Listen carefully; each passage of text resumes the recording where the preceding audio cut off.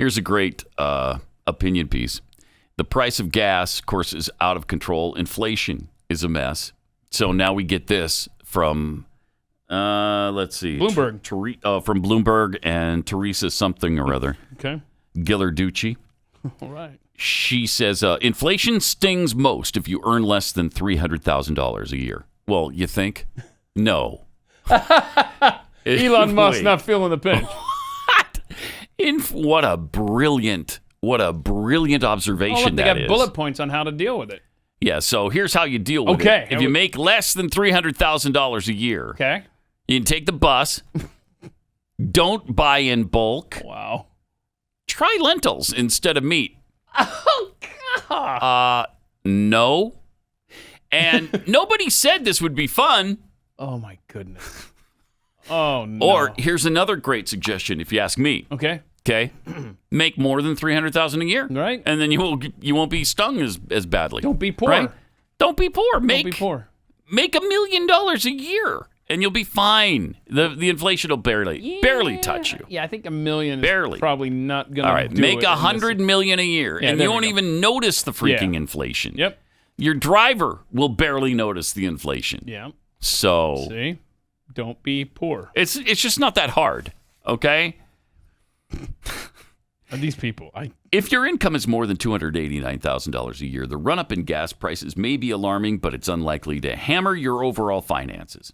After all, Americans at that level spend no more than 1% of their take-home pay on gas and oil, according to the Bureau of Labor Stats. They actually say statistics, but I thought stats. Oh, you kind of shortened it to be a little bit more hip. Yeah, I did. That was pretty hip. I TikToked it. Yeah, you did.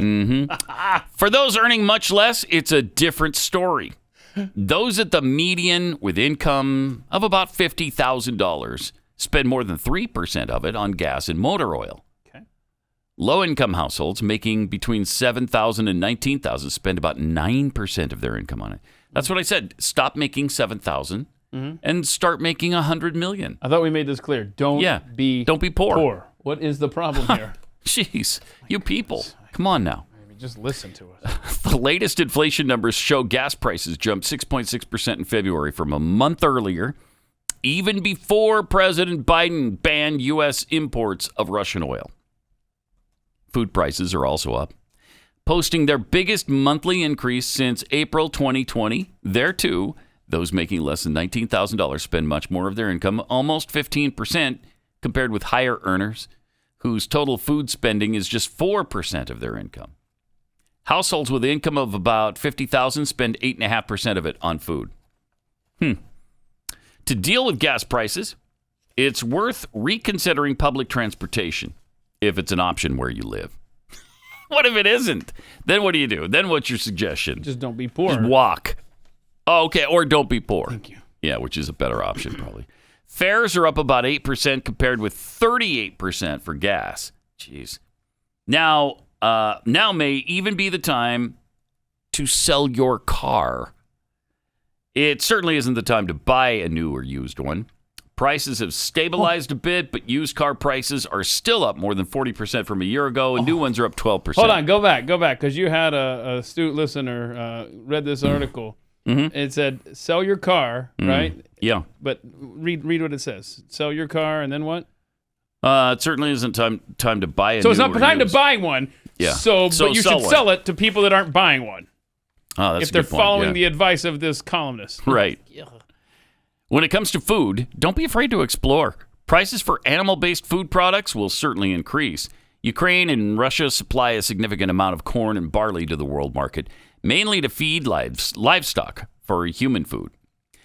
Meat prices have increased about 14% from February a year ago and will go up even more, though your palate may not be used to it. Oh, no, here we go. Tasty meat substitutes include vegetables. That's not a tasty meat substitute. A vegetable is a vegetable, not a tasty meat substitute. Yes. Prices are up a little over 4%, or lentils and beans, which are up about 9%. No thank you.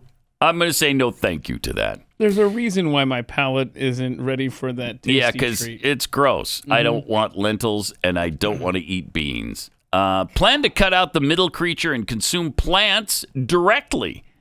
It's a more efficient, healthier, and cheaper way to get calories. Listen to that spin. Look, the cow is eating the grass. Why don't you just eat the grass? I eat a plant-based centered life. Thank you. There you go. And, of course, don't forget bugs. The UN suggests lots of bugs in your diet. You'll eat them, and you'll like it.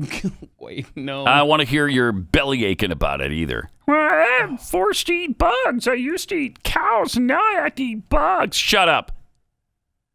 And stay away from buying in bulk.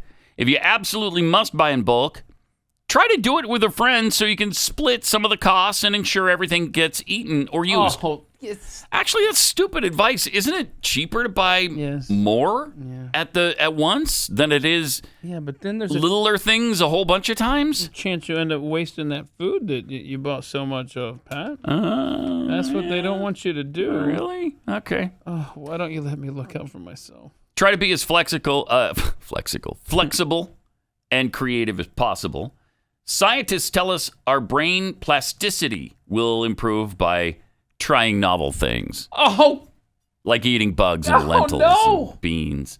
There's an advantage to mixing up what you consume to cope with unusual price spikes. Spin it, baby. You become more resilient as you create a locus of control and integrate your habits.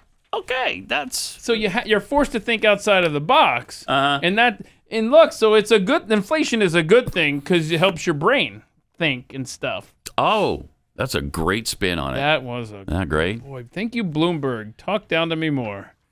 Now, instead of squishing that bug that you find crawling around on your kitchen floor, you pick it up, give it a little tap to kill it, and then eat it. Or eat it while it's alive and still squirming around in your mouth. Yeah, what's the proper way to I don't know. prepare a bug? Anesthetize them, maybe first, and then they're at least not moving around. I don't like my food to move. Yeah. Frankly. I mean, I don't even like to think of my food as having once moved. Right? I don't like that.